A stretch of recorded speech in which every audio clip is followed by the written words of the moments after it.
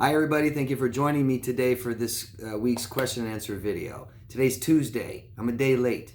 I apologize. I usually have this out every single Monday. I don't think I've missed a Monday in years. And I did this week. I'm sorry for any of those of you who were really expecting it to come out yesterday and you didn't see it. I'm okay. Don't worry about me. I'm on vacation, I'm traveling, and it was impossible for me to do the video yesterday. I tried as hard as I couldn't do it. So here I am today, Tuesday. Thank you for being patient. Thank you for supporting all of this. So welcome everybody who's new too. Welcome to new viewers. If you feel like I'm helping you in any way, or I could help somebody else, benefit somebody else in any way, can you please support what I'm doing here? I'm trying to help people recover and heal and grow from different kinds of trauma. And I'm trying to offer information to help people do that, to at least guide them in the right direction to get the help they need, even if it's not from me, hopefully from somebody else. So you can support me by subscribing to my channel, by voting up and down on this video, commenting down below. You could send this to somebody else, share it with somebody. You could put it in one of your own playlists. That would be fantastic. I thank you very, very much for that. Something I like to do every once in a while is recommend or asking you to support something called Shane's Law Petition. Shane was a victim of a nasty narcissistic smear campaign, and sadly he took his own life. Any of you who have ever experienced something like this kind of character assassination, smear campaign, targeting like this socially, social media, internet, any of this stuff, you know how bad it can be, and there's not much help out there. And that's why Shane took his life, and that's why somebody started a petition in his name to end this kind of stuff and to hold people responsible and accountable for the people who do this to others. If you feel like this is something you would like to support, please go down below into the description box of the video. Right down below, you'll see a link to Shane's Law Petition, and just go there and click support or like, whatever it is. I can't remember anymore. It's been a while. But this thing is really growing traction. I mean, it's more than tripled since I started supporting it. So it'd be really nice to see our society move in this direction where we don't tolerate it and don't accept this kind of behavior. A real detriment to society and a real, really stressful and abuse to the victims. Thank you. Something else I like to do is recommend something every week to help you guys heal and grow from different kinds of trauma.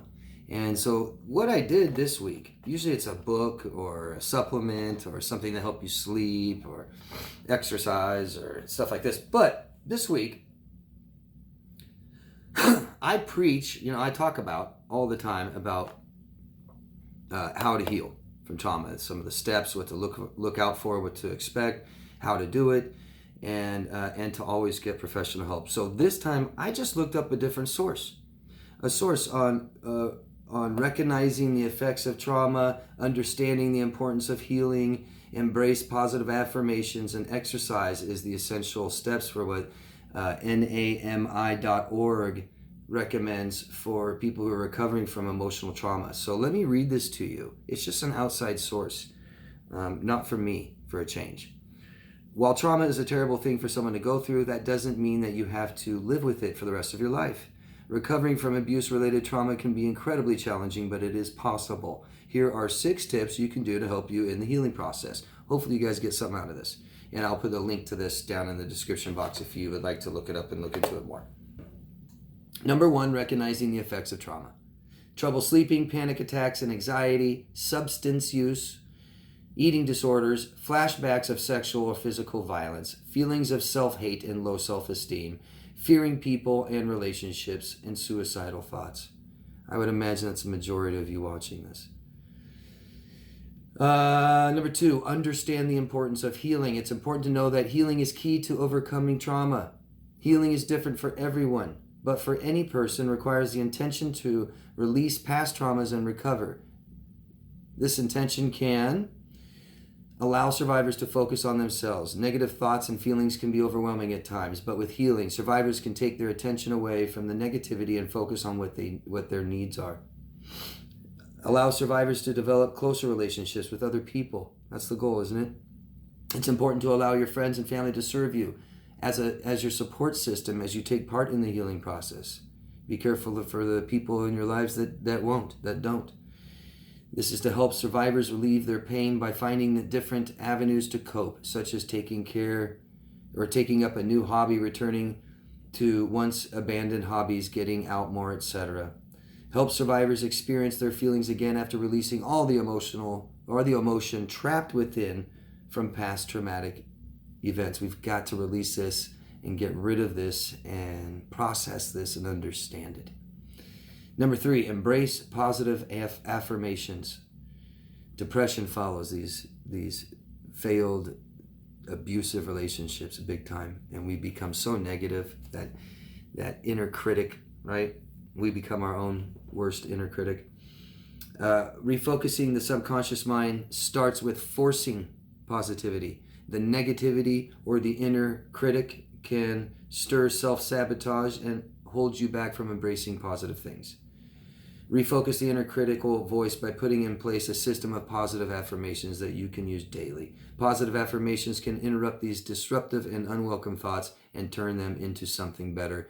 I always say, accept your emotions and challenge your thoughts. Always, people. Always challenge your thoughts. Your thoughts are not who you are. It's your brain. It's what you are. Just trying to keep you alive. Here are some positive affirmations that you can try. I love myself. I am worthy. I am beautiful. Beautiful things to tell yourself. If you don't feel it, we fake it. Fake it till we make it. Okay? Force it, like they said, forcing positivity. 4, exercise. Exercise is so vitally important.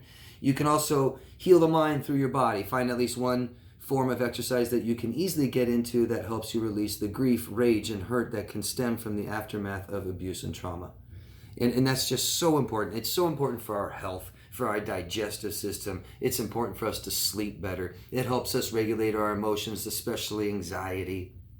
It's just so important to do this, to believe that we're worthy of it and take that time to do that for ourselves. So important. Here's some great exercise to get into. Kickboxing, yoga, dance, cardio, running. The best part is that while you're exercising, you can listen to empowering music or positive affirmations. Just remember, exercise is supposed to be beneficial, not self-destructing. Very important. And I was going to add, it's a form of meditation. It can be for many people, which can be so beneficial. And in the not self-destructing trauma, we need exercise to help regulate. One of the reasons to help regulate our cortisol. Okay. And this is a lot to do with anxiety and stuff like this.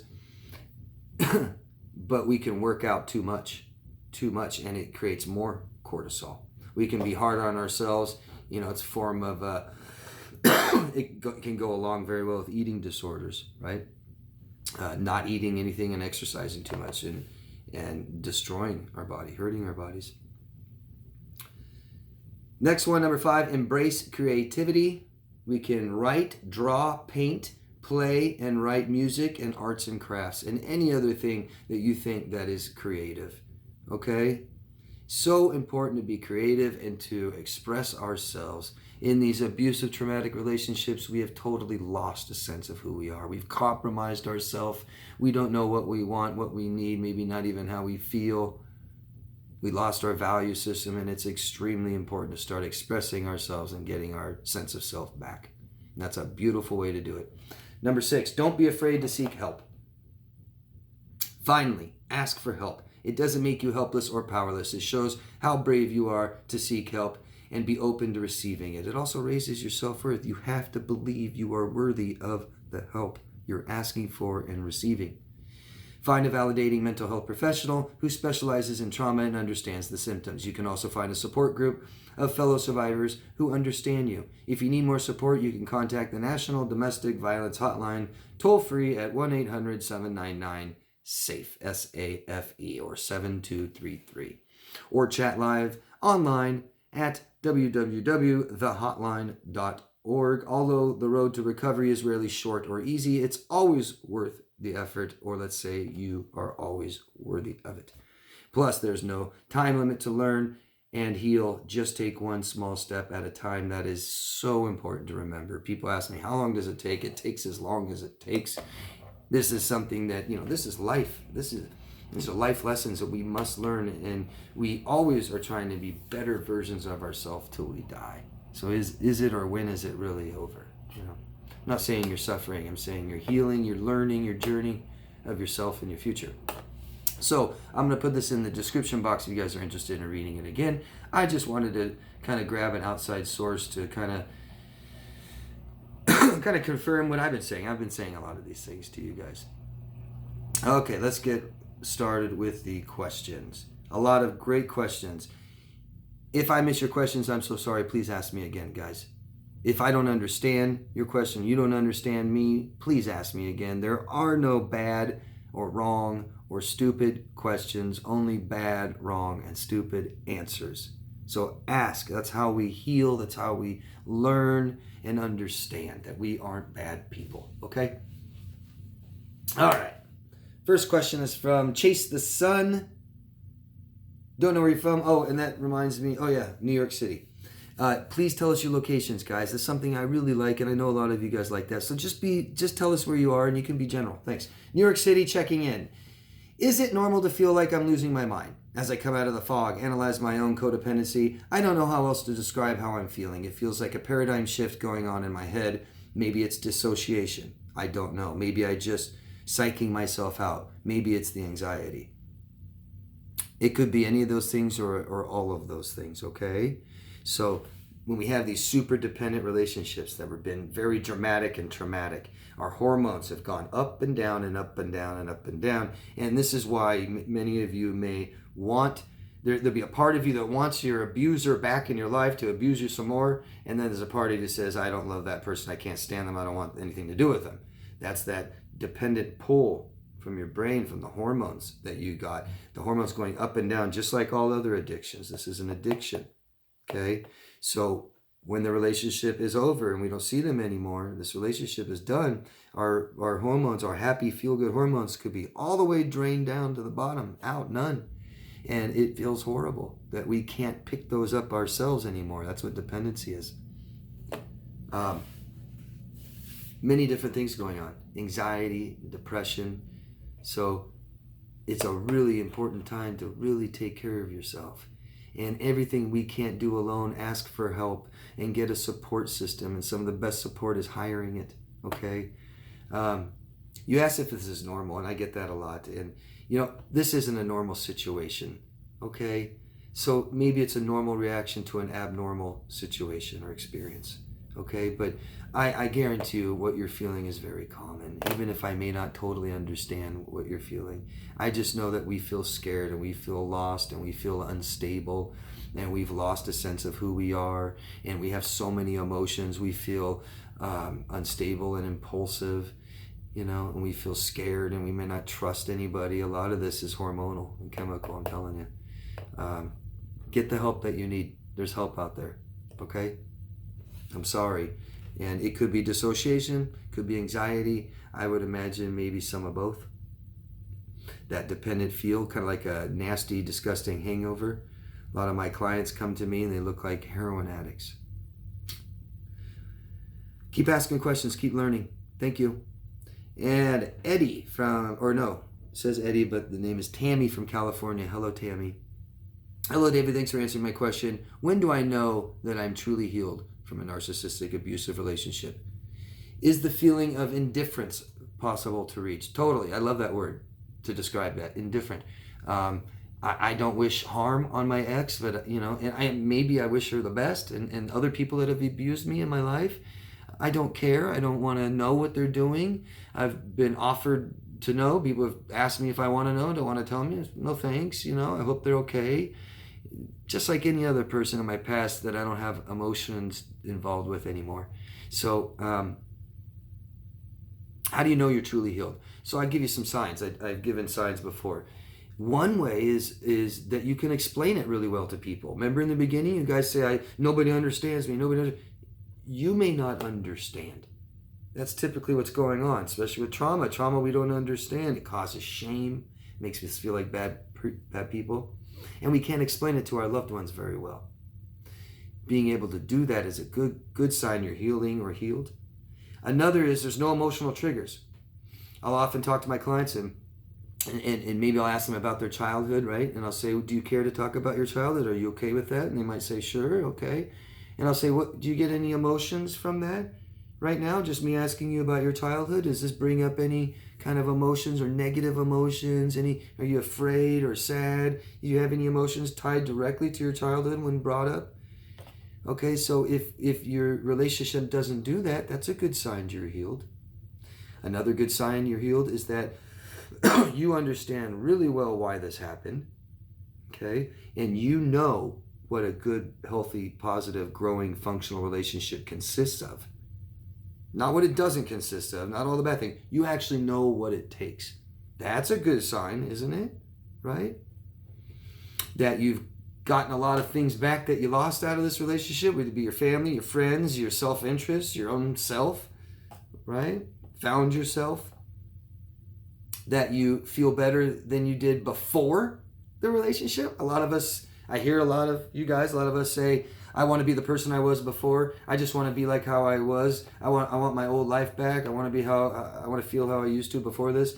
Well, you got in a lot of trouble, or old selves got into relationships and committed with people very unhealthy and abusive. So how about we have a new and improved self? All these things I think are good indications that you are healing or healed from your relationship. I hope that helps. Thank you, Tammy. Please let me know, and please keep asking more questions. Thanks. Emily from Pittsburgh, Pennsylvania. Hi, Emily. No question. I just highly enjoy your channel. Thank you for posting all of these. They have really helped me. Sending thanks from Pittsburgh. Thank you, Emily, so much for telling me. I really appreciate when you guys let me know that what I'm doing here is helping. Thank you, Emily. Sam. I don't know where you're from. Maybe you say in here. Tell us your locations, guys. Hi, David. It's Sam. We have spoken. In light of this topic, Dr. Minwala from Institute for Sexual Health has podcast on his findings for this trauma called compulsive abusive sexual relational disorder. Very interesting. The problem is still there's no direct courses or therapy. Yes, closure is the key, but these cowards don't give it because they have to hide. 3 years on, I'm still processing. I'm so sorry. I'm so sorry. See, don't give up. We can give ourselves closure. I've talked about this a lot. Find out exactly what closure is and how to do that. Closure is the truth. Okay? Meaning, it's not just telling somebody, hey, I want it over, instead of just, going cold turkey, stonewalling, or silent treatment, or discard, or abandon in the middle of the night and never talk to them again, right? Yes, that's no closure. But closure isn't just, hey, I want to break up with you. Bye. It's why. It's the truth. We need to know the truth. And you can find that out, especially with a professional. If you can't do that on your own, I do this with my clients. We go over what happened and we learn what the truth really is, okay?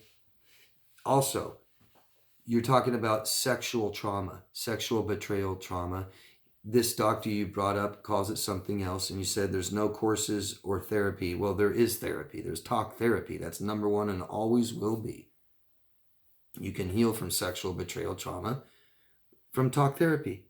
I promise. I've done it, and I've done it for many others, okay? So there is. It doesn't just have to be this guy's courses, okay? I just wanted to bring that up. Thanks, Sam. And thanks for the recommendation.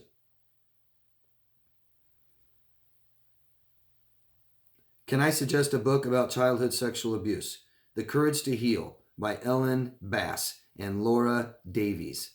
It helped me heal even though I was abused when I was an adult. Thank you. Yeah, there it is. There's the book, The Courage to Heal by Ellen Bass and Lori Davis. And Nero Zero here, I don't know where you're from. I'm sorry, I forgot. You said it's a book about childhood sexual abuse. Very common with the people who are watching this. So thank you for the suggestion. You have another question here. When someone is getting you to change you or your appearance, you are dealing with a predator. This is from my own personal experience.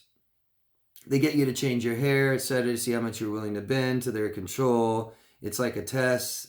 They're getting you to be a dominatrix, could also be seen as a sexual. Okay, so I understand what you're saying. I thought you had a question, but I don't see one. But I like this comment. But besides predator, I think at least somebody who exploits people.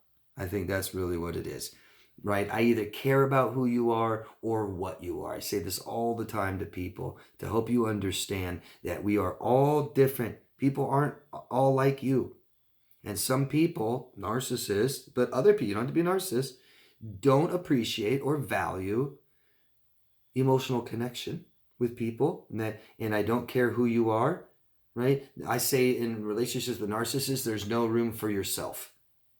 No room for who you are. Throw all that away. How you feel, what you want, what you need, what you value in your opinion, they don't care about that. Get that out of there. Don't express it. Don't voice it, right? And I say a lot, it's like an object, right? Your little alarm clock, right? I don't care how it feels, what it wants, what it needs. I know it needs a battery. Fine. I paid money for it. I put a battery in it. Now you work for me and shut up.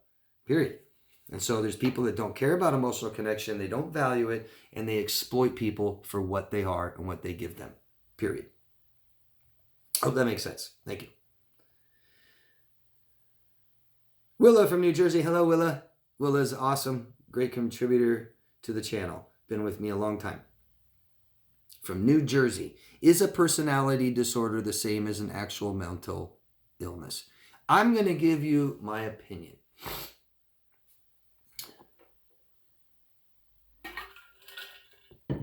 So, doctors don't all agree on this, for one. That's why I said I'm going to give you my opinion. And this is a common shared opinion. So I didn't really totally form my own. But personality disorder isn't necessarily a mental illness. Although many people with personality disorders have mental illnesses. Okay? So take someone like borderline is the best one. Borderline personality disorder. And you might read somewhere that it is a mental illness. I don't believe so. I believe it's a personality disorder. It becomes who somebody is. It's their trauma growing up in childhood. But a borderline personality disorder could have eating disorders, addictive disorders, addiction disorders, depression disorders, anxiety disorders. These are mental illnesses. Okay? A borderline personality disorder person is on the line of neurosis and psychosis and may